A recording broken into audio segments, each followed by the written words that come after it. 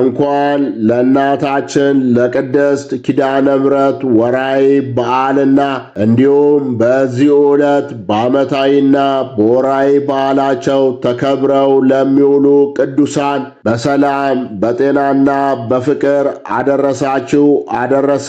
ሕዝበ ክርስቲያን በስመ አብ ወወልድ ወመንፈስ ቅዱስ አሐዱ አምላክ። በስመ አብ ወወልድ ወመንፈስ ቅዱስ አሐዱ አምላክ። በስመ አብ ወወልድ ወመንፈስ ቅዱስ አሐዱ አምላክ አሜን። አንድ አምላክ በሚሆን በአብ በወልድ በመንፈስ ቅዱስ ስም አምነን በወርኃ ግንቦት በቀን 16 የሚነበብ የቅድስት ኪዳነ ምሕረት ድርሳን ይህ ነው።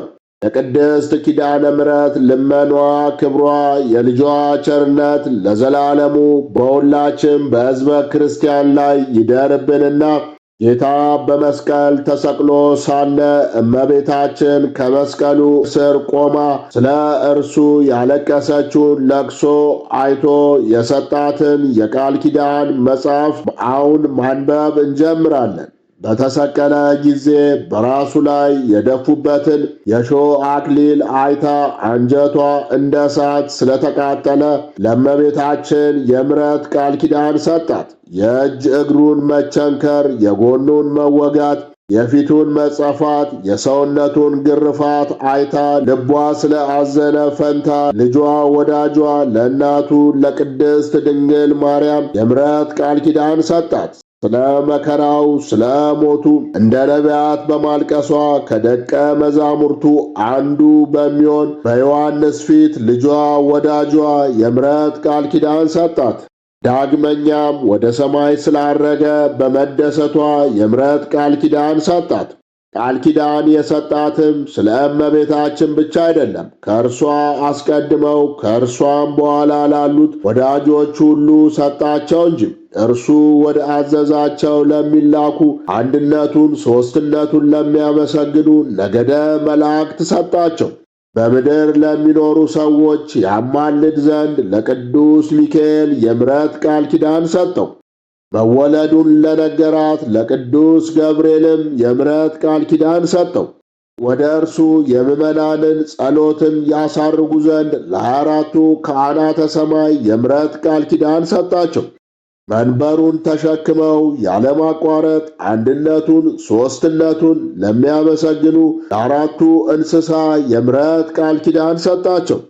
አጋንንትን ከሳራ ቤት ያስወጣቸው ዘንድ የጦቢትን ዓይን ያበራላት ዘንድ እንደ እርሱም የታመሙትን ይፈውስ ዘንድ ለቅዱስ ሩፋኤል የምሕረት ቃል ኪዳን ሰጠው። ሰውን የሚጣሉ አጋንንትን ድል ይነሷቸው ዘንድ ለመላእክት ሁሉ ሥልጣን ሰጣቸው። የሰው ሁሉ አባት ለሚሆን ለአዳም ከገነት በወጣ ጊዜ ከልጅ ልጅ ተወልጄ አድናለሁ የሚል የምሕረት ቃል ኪዳን ሰጠው። ለሴትና ለቀደሙ አባቶችም ቃል ኪዳን ሰጣቸው። በደብር ቅዱስም አኖራቸው። ኖህ ከመርከቡ በወጣ ጊዜ እግዚአብሔር ወልድ የምሕረት ቃል ኪዳን ሰጠው። ዳግመኛም የሰውን ልጅ በንፍር ውኃ አላጠፋም የሚል የምሕረት ቃል ኪዳን ሰጠው። ለአብርሃም ለልጆቹ እንደዚህ የሚል ቃል ኪዳን ሰጣቸው።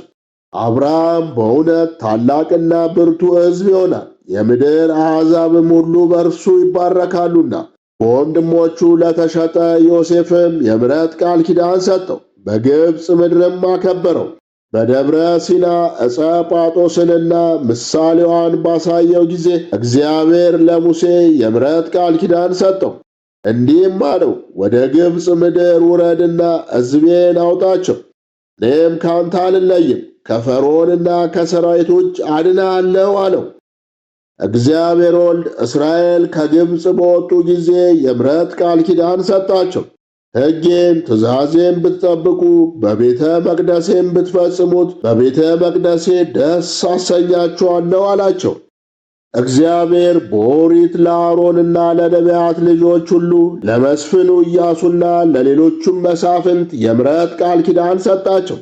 ለንጉሥ ዳዊት፣ ለነቢዩ ሳሙኤል፣ ለሌሎችም ነቢያት ቃል ኪዳን ሰጣቸው። የካህናትንም መሥዋዕታቸውን፣ ዕጣናቸውን፣ ጸሎታቸውን ተቀበለ። ነገሥታቱን ከጠላቶቻቸው እጅ አወጣቸው፣ ከሞትም አዳናቸው።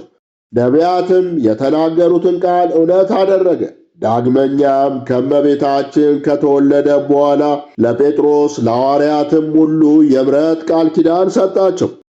ዳግመኛም ለቅዱስ ጳውሎስ ለሰብዓዊ አርድእት መታሰቢያችሁን ያደረገ ስማችሁን በእምነት የጠራ ሰው ሁሉ ከእናንተ ጋር መንግሥተ ሰማያት ይገባል ብሎ የምሕረት ቃል ኪዳን ሰጣቸው። ዳግመኛም ወልድ ዋድ በቤተ ክርስቲያን በቅንነት ለሚያገለግሉ ካህናት የምሕረት ቃል ኪዳን ሰጣቸው። ተጋድሏቸውን በቀናች ሃይማኖት ለፈጸሙ ለጻድቃንና ለሰማዕታት ለደናግላንና ለመነኮሳት የምሕረት ቃል ኪዳን ሰጣቸው። ለጻድቁም ለነቢዩም ሁሉ እንደዚህ የሚል የምሕረት ቃል ኪዳን ሰጠው።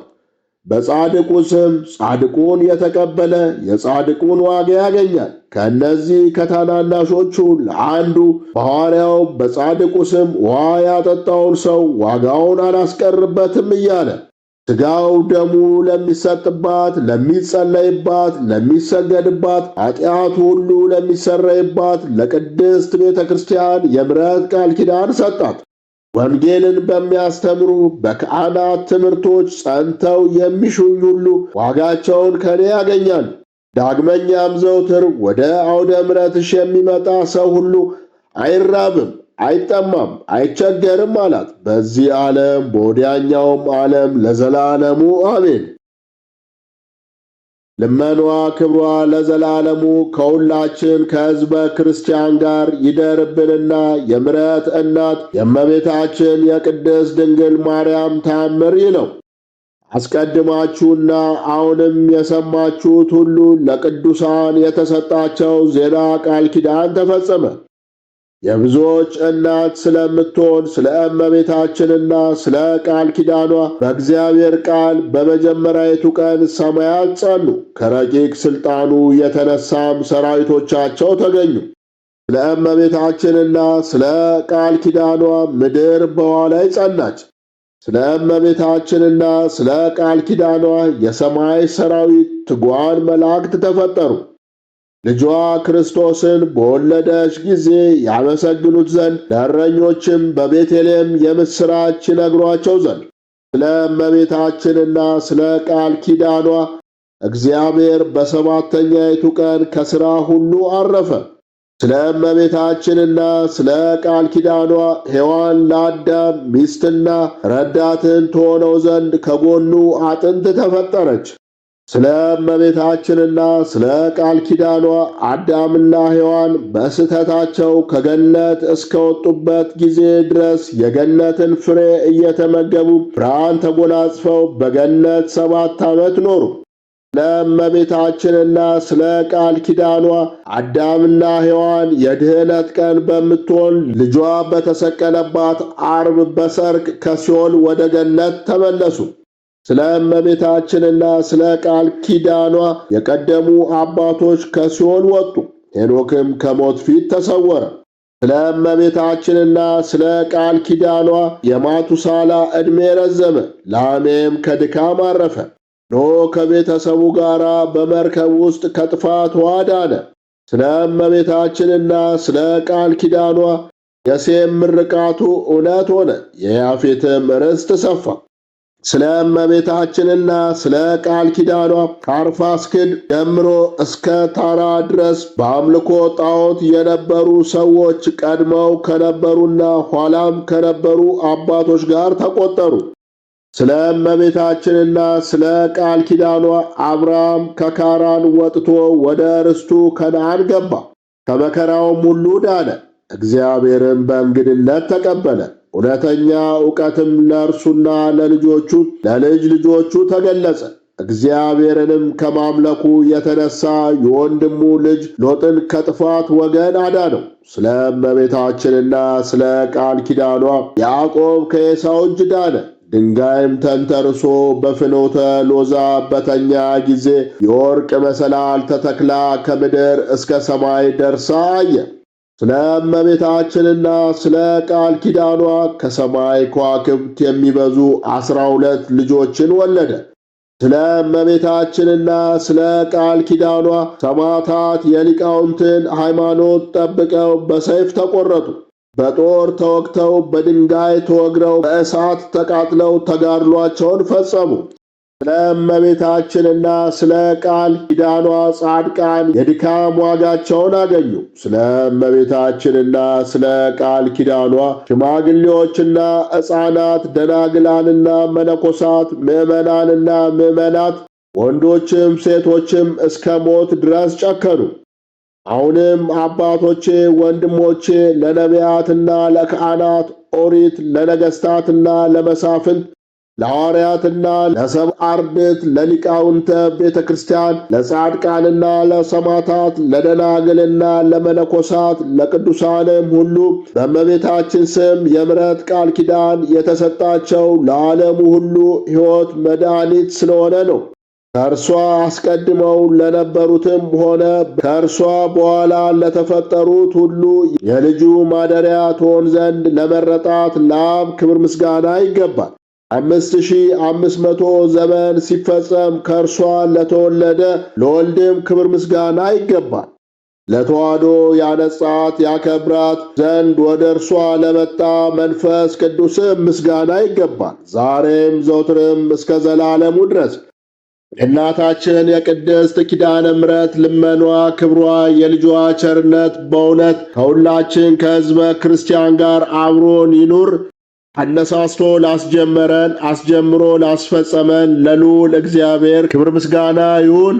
ወስብሐት ለእግዚአብሔር ወለወላዲቱ ድንግል ወለመስቀሉ ክቡር። ይቆየን።